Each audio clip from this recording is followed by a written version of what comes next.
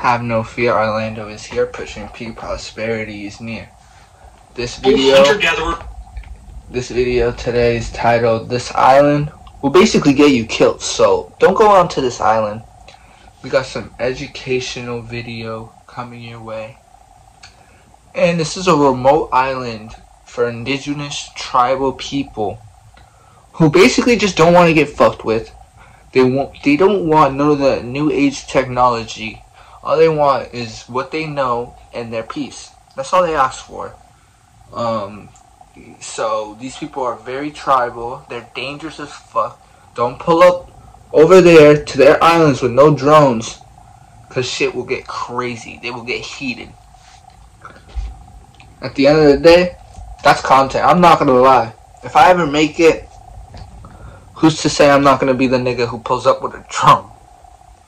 But at the end of the day, I also have respect for the unknown and their fucking beliefs and all that shit. So we can get into this video. In October of 2018, a 26-year-old American man had just arrived on a flight to the city of Port Blair, the capital of the remote Andaman Islands that are a Union territory of India. But Port Blair wasn't his final destination. He spent the next 11 days in Port Blair in complete isolation, attempting to quarantine himself and purge his body of any infectious diseases that he may have been carrying with him.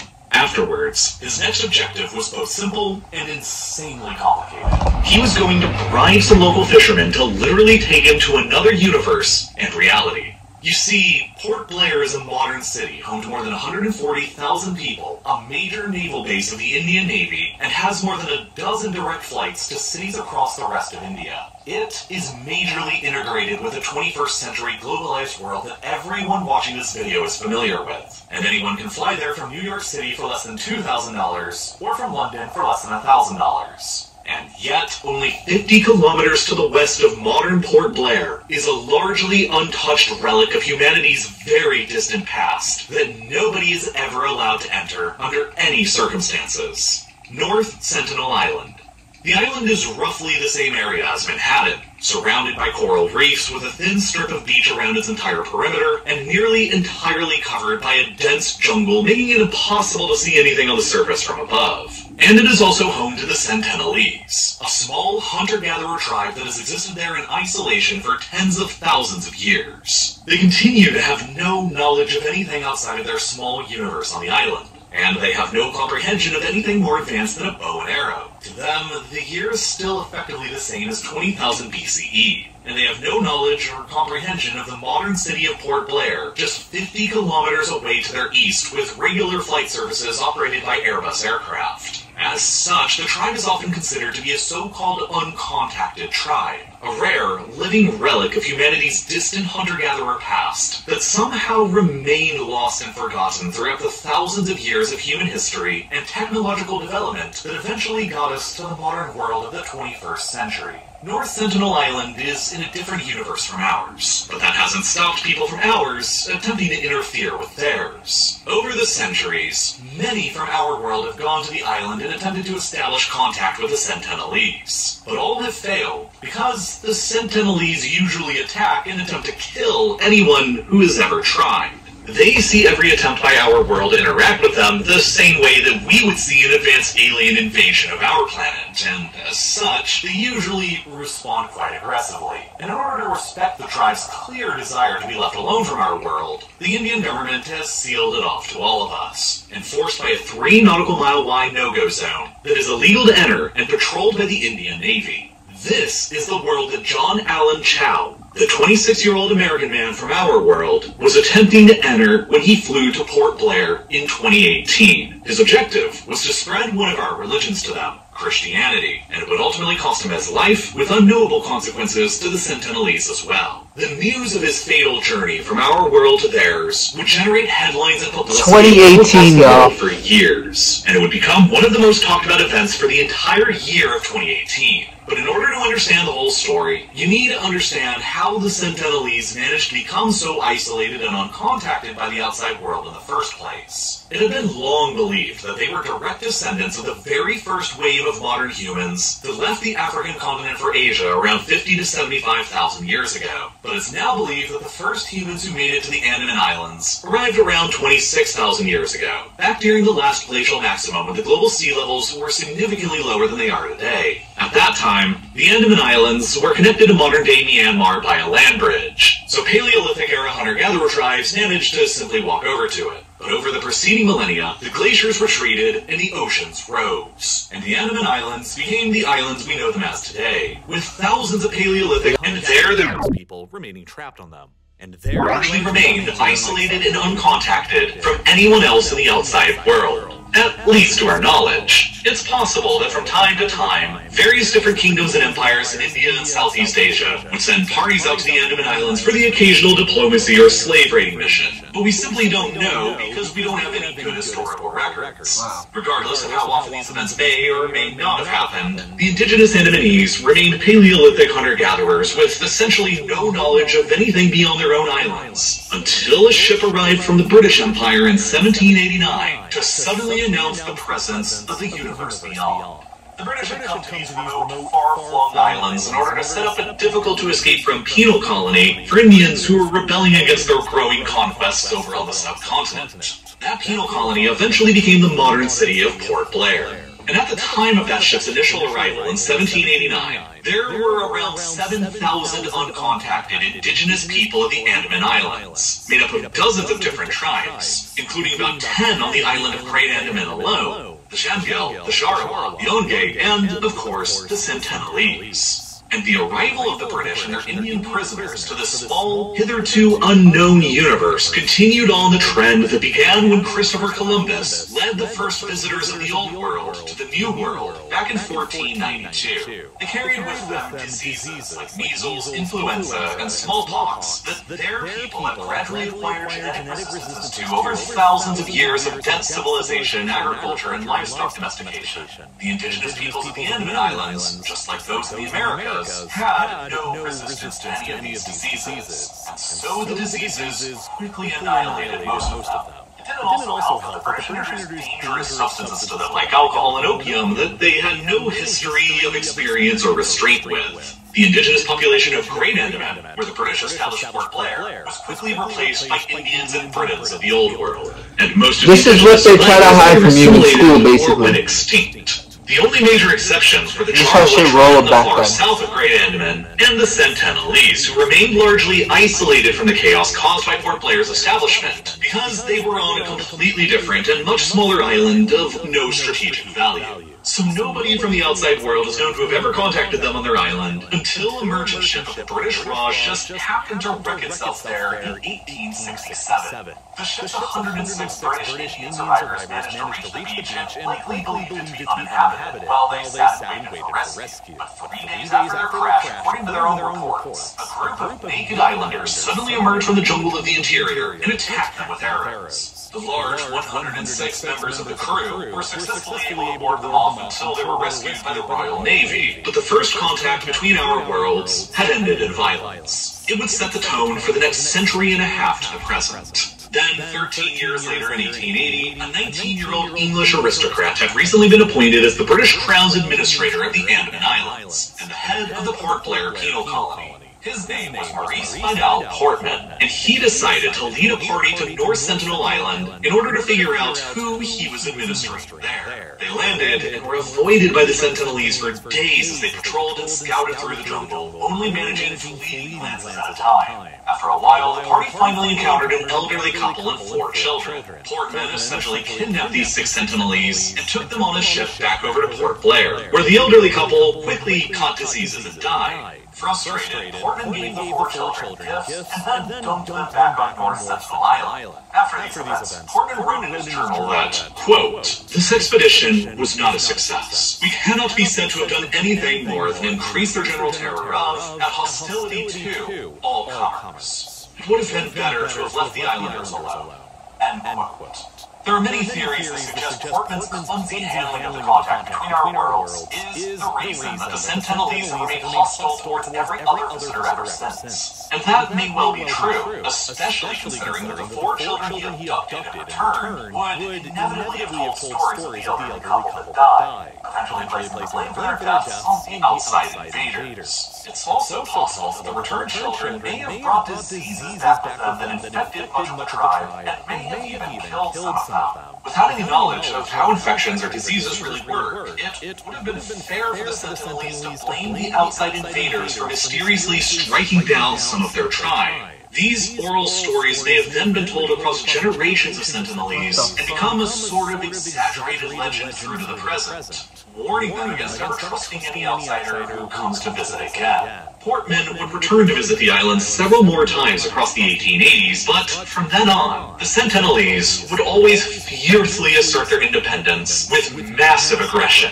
Later in 1896, an Indian convict escaped from the penal colony at Port Blair on a makeshift raft and was unfortunate enough to drift across the ocean to the beach of North Sentinel. A search party was organized by the British to find him, and then, several days later, they found his body on the beach of the island with multiple arrow piercings and a sliced throat. The Sentinelese had killed their first known invader only a few years after the clumsy visitation by Portman. And the message they sent by doing so was clear. There would be no known further visits from the outside world until decades later.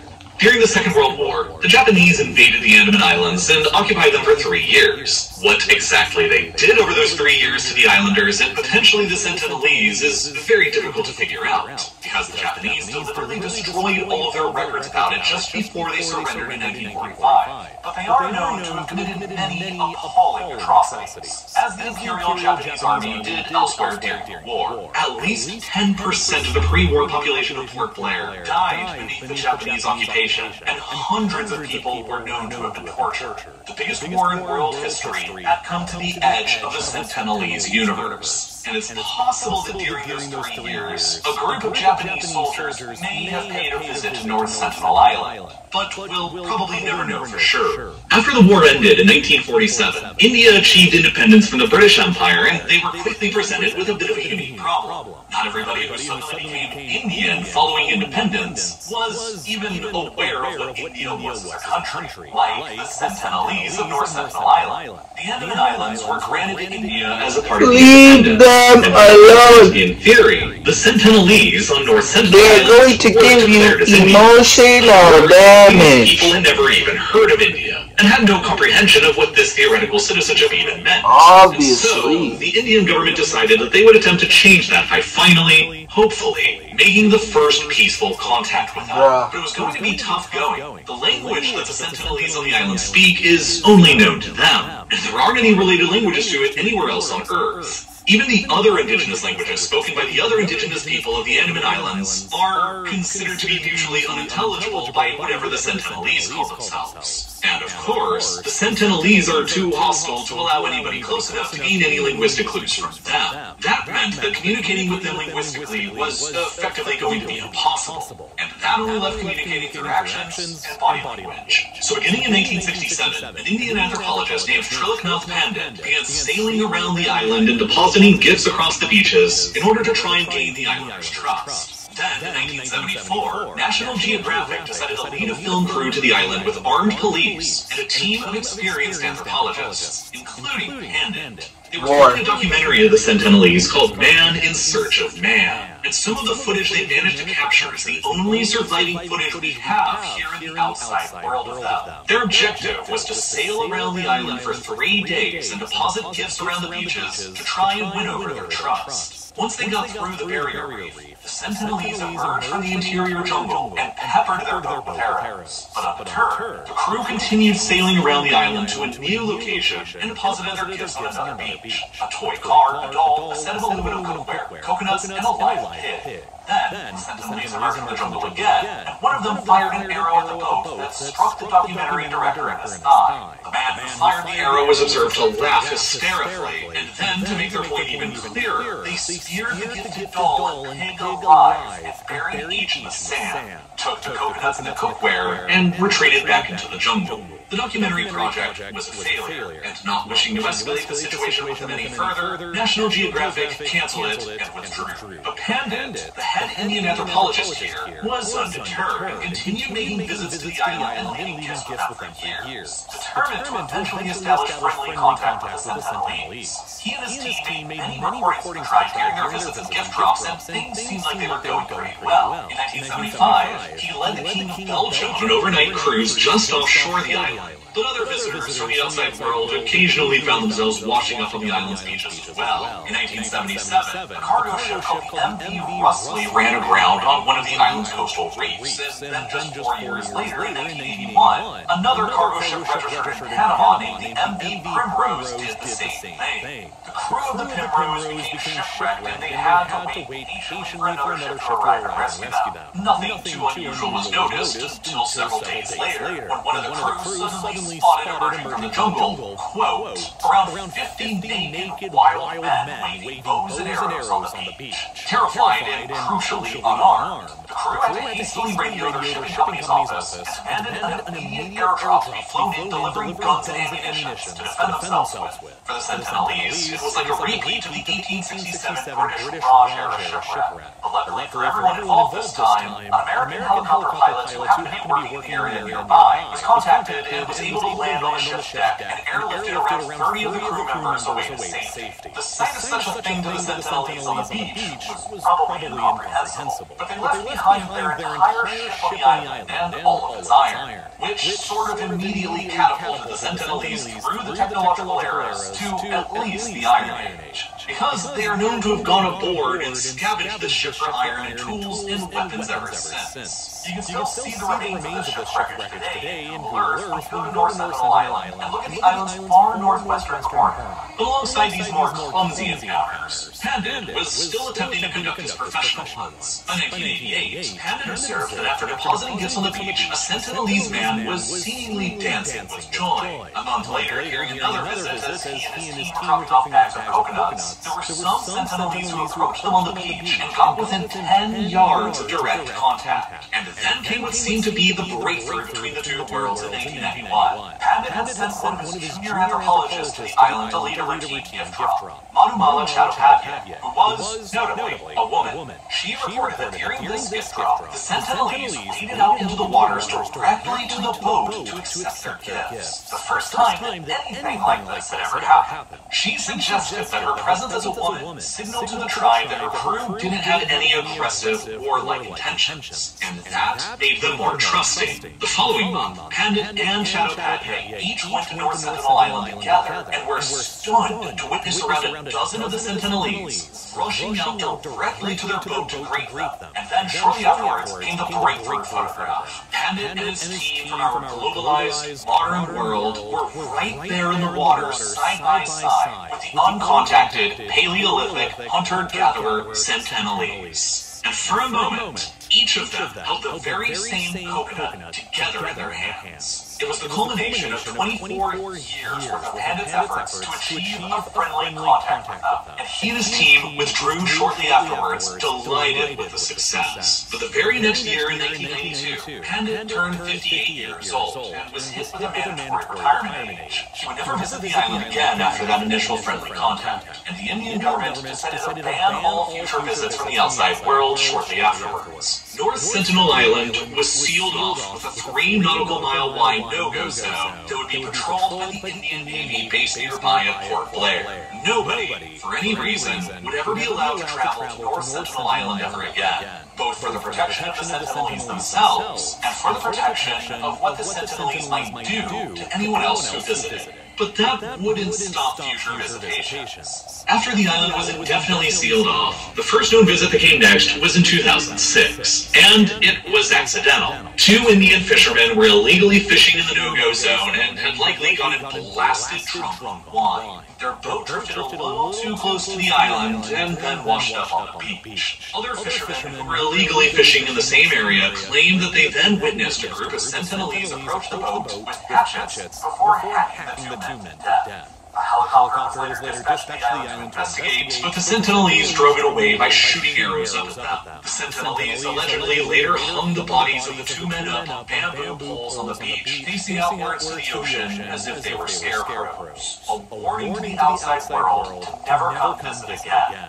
The fishermen's deaths were never further investigated or prosecuted by Indian authorities. And then nobody else ever did come again until the American Christian missionary in the fall of 2018. He came unprepared, and after repeatedly visiting the island over a period of several days, the Sentinelese killed him as well. And he is now at least the fourth body from our world that remains on that island without any ability to recover. The Indian government has given full legal immunity to whatever the Sentinelese do on their island, including killing anyone who's foolish enough to disregard their laws and visit. So don't ever do it, and stay alive. It's not worth visiting. It's not worth risking the lives of the Sentinelese with your diseases either. They have shown multiple times over decades they want to be left alone from us, and I believe that we should respect their wishes. The island is sealed off to the outside world for a very good reason, and it's basically the real-life version of the Prime Directive from Star Trek. The closest you'll ever be able to glimpse it is while flying on an Air India flight into or out of Port Blair, which often will take you directly over the island and offer you the only view you can ever have into another world.